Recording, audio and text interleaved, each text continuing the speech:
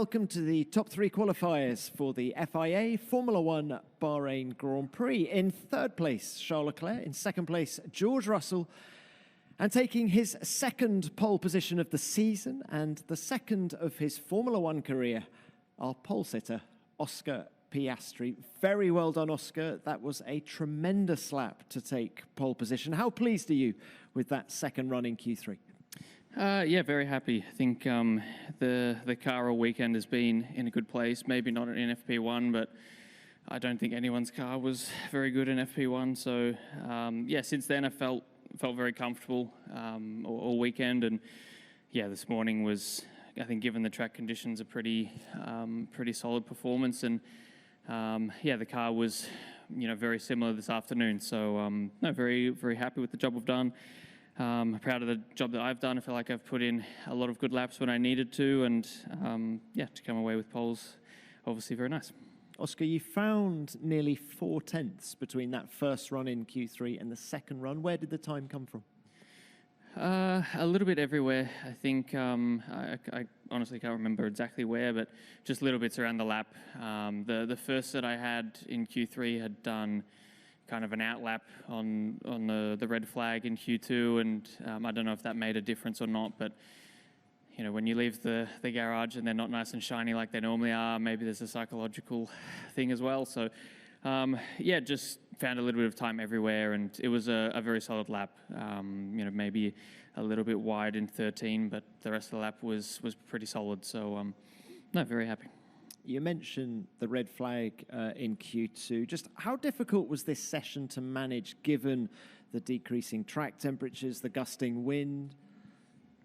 It was tough. I think the timing of the red flag was quite awkward because it was right on the limit for being able to do two runs, and no one had set a lap at that point, and being at our end of the pit lane, getting out of the pits can take nearly 5 minutes sometimes. So you have to factor that in, and we went pretty risky and just went for the one lap, and it was enough, obviously. So that was a tricky point that you needed to get right, because otherwise, your weekend was pretty much in the bin. So glad we managed that, and then Q3 was yeah, a little bit more simple, just the two runs, and yeah, very happy. Pole by 1.5 tenths. Is George closer than you were expecting? After I saw him doing donuts in FP3, yes. No, I mean, I think the performance we had in FP3 was yeah, even a mystery to us, and I think we knew everyone would get a lot closer. I think it's been kind of up and down for everybody.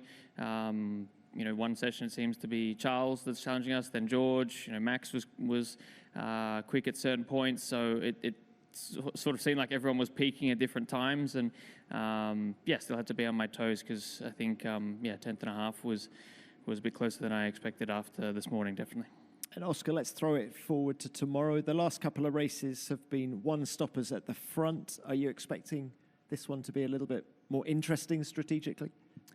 Yes, probably. I think everyone's got very different tyres up and down the grid. George has only got one hard and one medium. Charles and I've got two mediums. Max has got two hards, so it's a bit of a mix, and yeah, we'll see what everyone goes for tomorrow, because I think it's a bit of a lottery at the moment. So yeah, I think it will be definitely more exciting from a strategic point of view, but for my sake, I hope not too exciting. All right, very well done to you. Thank you, Oscar. George, let's come to you. Another great qualifying lap from you. You got really close to Oscar. Was that a very clean lap at the end of Q3 there?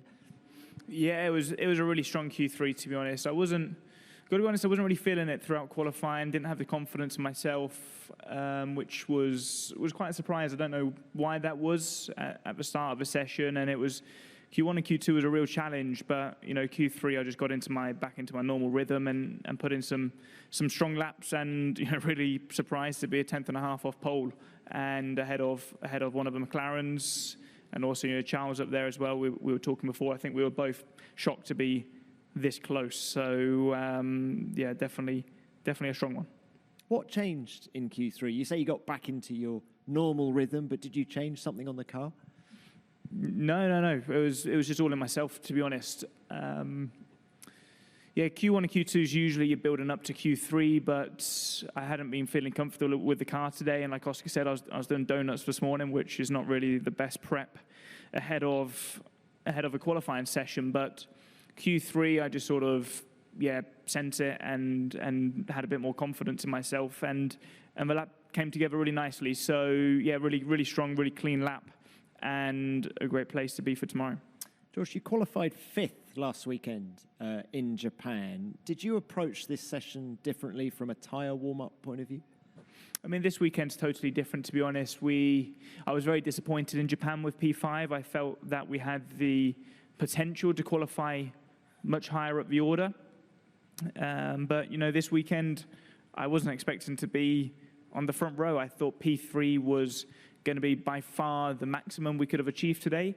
Realistically, anywhere from P3 to P6, because there's been some really fast, or even P7. So to be on the front row is a real surprise. I don't expect it to be a straightforward race tomorrow. I think, Oscar's going to be mighty fast. They seem to be a long way ahead of the field when it comes to tyre overheating, and the track being too hot for the tyres, which is what we're going to experience tomorrow. So let's see how it pans out. Well, George, we've had you and Oscar on the front row already this season. What have you got to do to beat him tomorrow? Is it all about tyre wear, or do you see the run to turn 1 as your main opportunity? I think unlike the first 3 races of the season, this isn't going to be necessarily a qualifying race. I think this is going to be the race which is most biased to the lap times you do in the race. So, obviously I hope to make a good start. I've been on the front row here before and got into the lead at turn 1, so hopefully I can repeat that. But, I think they're so far ahead of everybody. They can pit early, pit late. They'll probably potentially overtake us on track. But as I said, today we're on the front row and nobody expected anyone but Lando and Oscar to be on the front row. So maybe another surprise tomorrow. All right, George, thank you. Just how good was that qualifying lap? Was really good, but I don't think today's performance relies on my record on this track. I think it's the result of a lot of work. I mean, at the beginning of the season, we obviously weren't where we wanted to be, and since 2 or 3 races, I've gone in an interesting direction, setup-wise, which seems to help me to extract a bit more out of the car. And that's what I'm trying to do every weekends. For now, it seems to be better and better, which is a good sign for the future. I'm happy with the lap. It was very, very tricky to put everything together, but I think I did so. So there wasn't much more inside the car. I think, as George mentioned, I did not expect to be so close to pole position just like him. But tomorrow is going to be a bit more of a challenge. Well, tell us a little bit more about tomorrow. You've shown good pace over 1 lap. What are your prospects for the Grand Prix itself? Honestly, McLaren seems to be extremely good with tire management and more specifically the overheating of the tires. We've seen it in FP3. I think everybody was struggling a lot, but Oscar put a lap in. That was very impressive. And I think tomorrow in the race there will be lots of that. So I don't think we expect to challenge the McLarens, but we might be pretty close with the Mercedes, also with the Red Bulls. So it's going to be an interesting race. We all have different tires. A good start will obviously be essential, especially with the high temps like this. To have clean air plays a big role into it. You've spoken about the setup changes you've been going in the last 2 Grand Prix. What about changes to the car this weekend? Do you feel the car is generally more competitive with the new floor and the various other new bits? Yeah, the team has done a really, really good job. I mean, we've all pushed quite a lot in the last few weeks because we've been struggling with performance, and I know that at the factory they've been pushing like crazy to try and bring this floor a bit early on, and that definitely made the difference, because if I look the gap with the P4, it's not that much, and I'm pretty sure that without the floor I wouldn't be P3, so that's already one position won, and I'm curious. These little momentum swings like we saw with you in Australia, like how important are they to be able to, I guess, seize this moment when it's there for you to take? Let's see where he finishes first. Obviously it's nice to be on pole, but like George said, I think this is, probably the first race so far where qualifying doesn't mean everything. I think it's obviously still important, but I'm expecting him to fight back tomorrow, and I'll just try and make sure that I do the best job that I can, and wherever he ends up is where he ends up. All right, thank you, Oscar. Yep, another one. Ed Straw, the race. Another one for you, Oscar. Obviously, George said that McLaren, particularly you, can do pretty much anything tomorrow and they're going to be ahead. Obviously, everybody at McLaren has pushed back a bit when people have made claims about how far ahead you are. Do you feel that it's a kind of almost a different perspective, that now you're in a car that can consistently be the quickest? It's still actually incredibly hard work to extract that pace and work through the weekend. Is that kind of at the heart of that kind of pushback?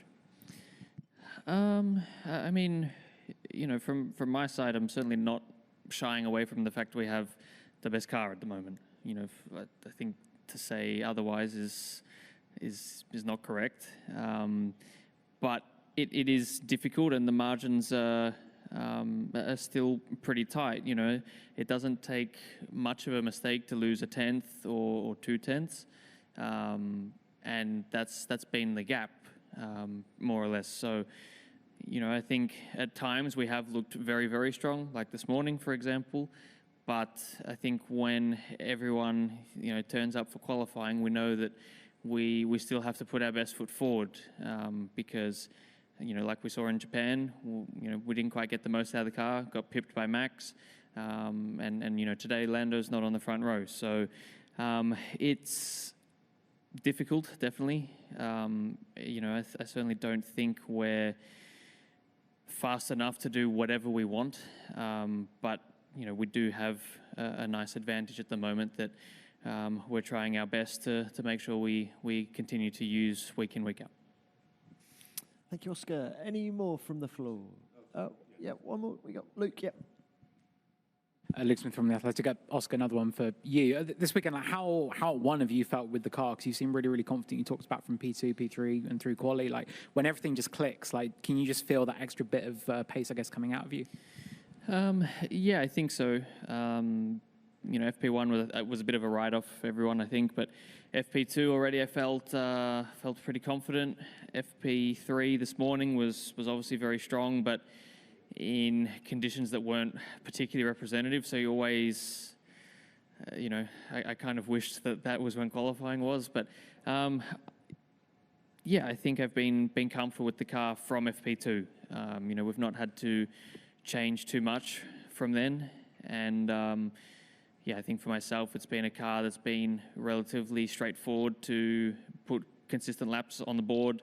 And it's been quick as well, which is obviously the most important thing. So, just felt very comfortable this weekend. I think I've felt comfortable, the whole season so far with the car we've got. But I think this weekend has been another step forward on top of that, which, I think I was able to show today.